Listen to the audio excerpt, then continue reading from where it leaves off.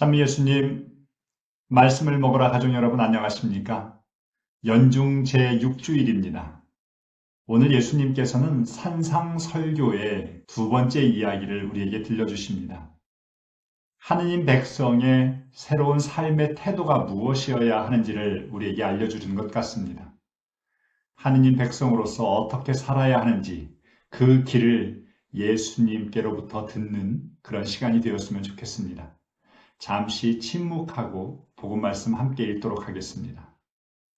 성부와 성자와 성령의 이름으로 아멘.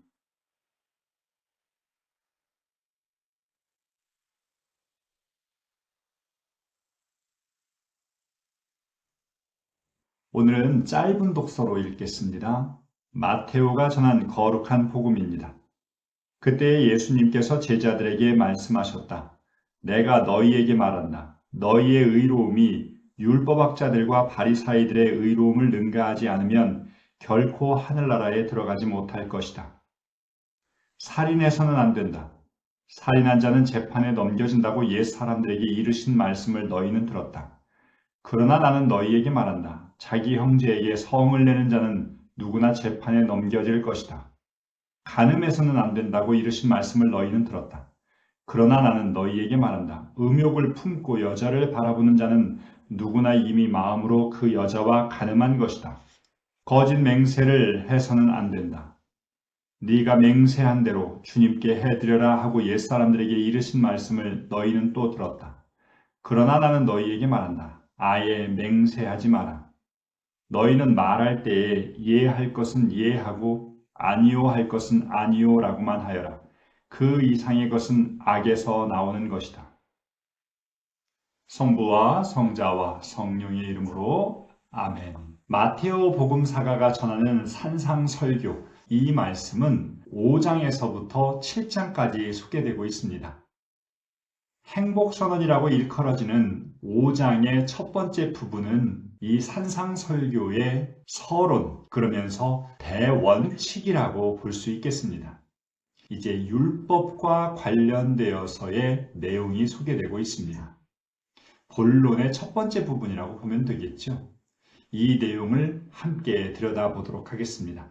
7절부터 37절까지의 내용들은 짧은 독서를 통해서 소개되고 있는 핵심 골자와 거기에 대한 부연 설명으로 이루어졌습니다. 그래서 여러분들이 긴 독서를 통해서 부연 설명들을 조금은 더 자세하게 읽는 것을 권장하고 싶습니다. 오늘 복음의 구조는 첫 번째로 너희의 의로움이 바리사이들의 의로움을 능가하라는 초대의 말씀으로 시작됩니다. 그리고는 구체적인 예를 들어서 율법의 몇 가지 조항들, 살인, 간음, 그리고 맹세에 대한 이야기로 구성되어 있습니다. 뒷부분에 예할 것은 예하고 아니요 할 것은 아니요 하라는 이 말씀도 맹세와 관련되어 소개되고 있으니 크게는 그렇게 세 부분으로 나눠 볼 수 있겠죠.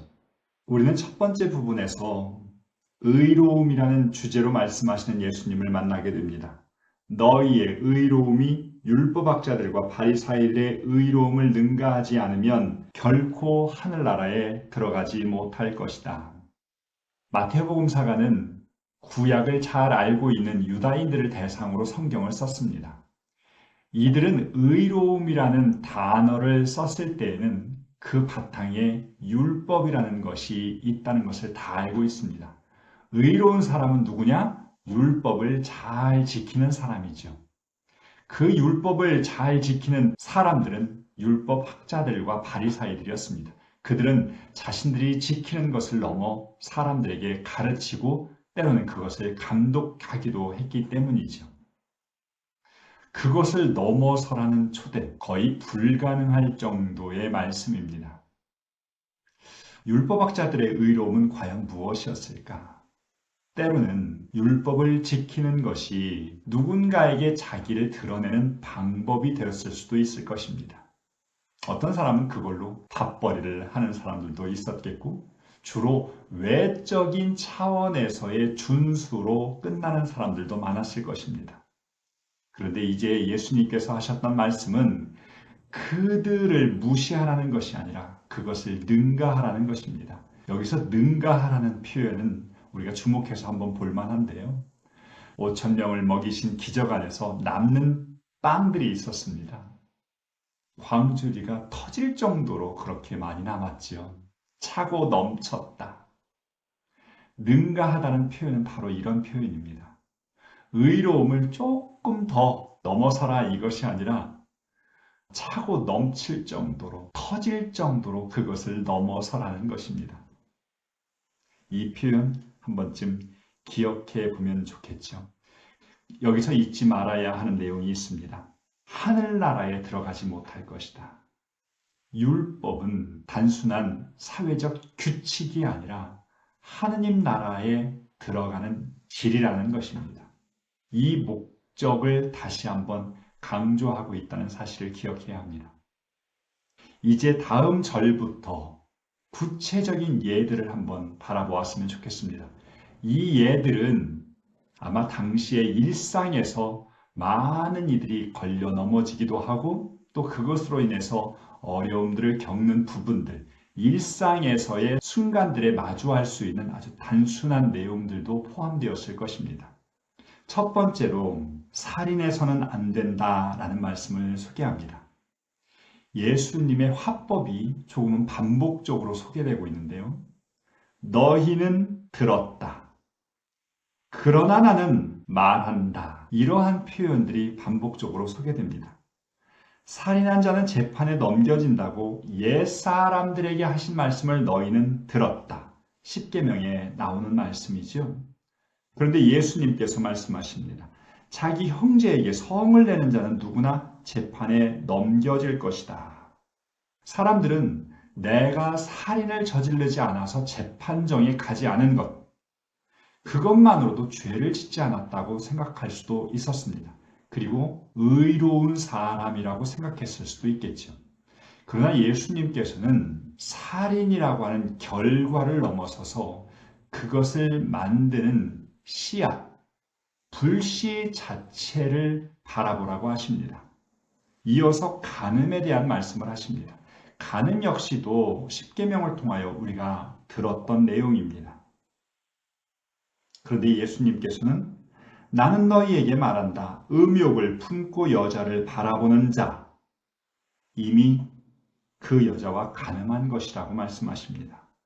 육체적인 관계를 맺지 않으면 율법을 지키는 것이라고 생각했던 당시의 사람들, 예수님은 죄의 결과가 아니라 내면의 지향을 말씀하십니다.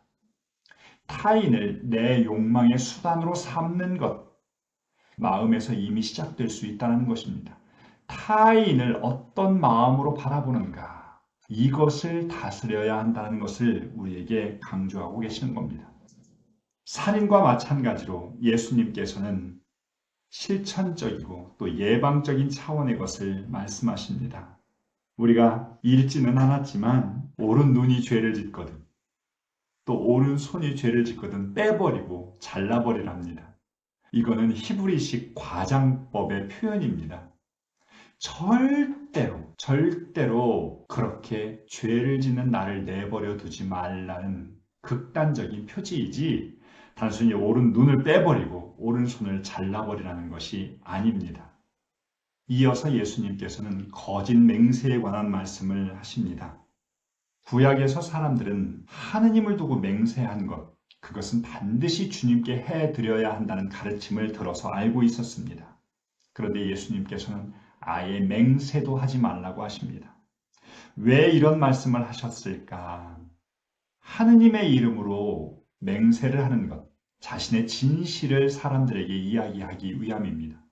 그런데 때로는 그것이 자신들의 거짓을 가리기 위한 수단으로 전락될 수도 있었습니다. 예수님께서 말씀하셨던 건 내 삶이 진실을 드러내게 하라는 것이죠. 이제 단순히 그런 말들로 나의 진실을 드러낼 것이 아니라 진짜 내 삶으로 신뢰를 드러낼 수 있는 삶을 살라는 것, 이것을 강조하고 계십니다. 이제 마지막으로 진실한 삶을 사는 방법이 소개되는데 그것은 이해할 것은 이해하고 아니요 할 것은 아니요 하라는 것입니다. 진실은 단순합니다. 그런데 거기에 자꾸 말이 붙을수록 거짓에 가까워지는 것 같습니다.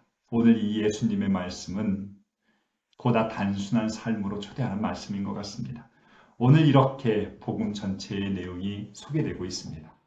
저는 오늘 여러분들과 함께 하늘나라에 들어가지 못할 것이다 라는 말씀을 묵상하고 싶습니다.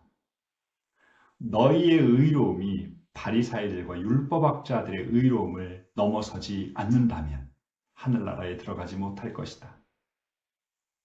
저는 이 표현을 오늘날의 표현으로 만든다면 너희의 열심이 불자들의 열심을 그리고 각자 자기의 일과 가족들을 사랑하는 열심을 넘어서지 않으면 하늘나라에 들어가지 못할 것이다. 이 말씀으로 들려옵니다. 가끔 운동을 나갈 때가 있습니다. 땀이 나서 근육도 조금은 긴장하고 심지어 근육이 찢어져야 또 다른 근육이 생긴다고 하는데 수고스러우니 땀이 나지 않을 정도로 근육에 무리를 가하지 않을 정도로 사는 것에 익숙해져서 전문 용어로 밥만 나는 운동이라고 이야기합니다. 밥만 나는 운동, 그것에 너무 익숙해지는 것 같아요. 신앙생활을 하면서도 주일 미사 왔다 갔다 하는 것, 신자들과 어울렸을 때 기도하는 것, 봉사활동하는 것, 그것이 때로는 외적인 차원에서 이루어지는 경우들이 굉장히 많은 것 같습니다. 기도도 하늘까지 닿는 기도가 되어야 하고 나의 선행과 자선과 모든 활동이 그렇게 하늘까지 연결될 수 있었으면 좋겠습니다. 그냥 폼나는 신앙의 단계, 이걸 조금 넘어섰으면 좋겠습니다. 예수님께서 제자들에게 오늘의 이 말씀들을 들려주십니다. 무엇을 하라. 대단히 부담스러운 말씀으로 들릴 수 있지만 거기에 가장 근본적인 것은 무엇을 하라가 아니라 당신을 따르는 삶을 살다 보면 이 율법의 끝까지 들어갈 수 있다는 것, 율법의 껍데기가 아니라 뿌리까지 살 수 있게 된다는 것을 우리에게 말씀하시는 것 같습니다. 그래서 핵심은 무엇을 하는 것이 아니라 예수님과 더 깊이 일치하고 그분의 뒤를 따라가는 것입니다. 그것에서 바리사이들의 의로움을 능가하는 삶의 형태들이 우리에게서 나오게 될 것입니다. 마친 기도하겠습니다. 성부와 성자와 성령의 이름으로 아멘. 영광이 성부와 성자와 성령께 처음과 같이 이제와 항상 영원히 아멘. 성부와 성자와 성령의 이름으로 아멘. 감사합니다.